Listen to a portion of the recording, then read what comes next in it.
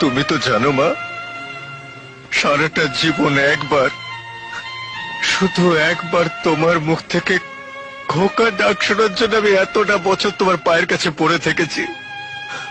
স্বপ্ন দেখেছি ভালো হয়ে খোকা বলে ডেকে আমাকে বুকে জড়িয়ে ধরবে। সেই তুমি যখন সুস্থ হয়ে বলবে আমি তোমার সন্তান নই, আমি তোমার খোকা নই, আমি তোমার কেউ নই, তখন পারবো না মা, পারবো না, আমি সেই আঘাত সহ্য করতে পারবো না। মাগো, তার চেয়ে তুমি তোমার আপনজনদের কাছে থাকো।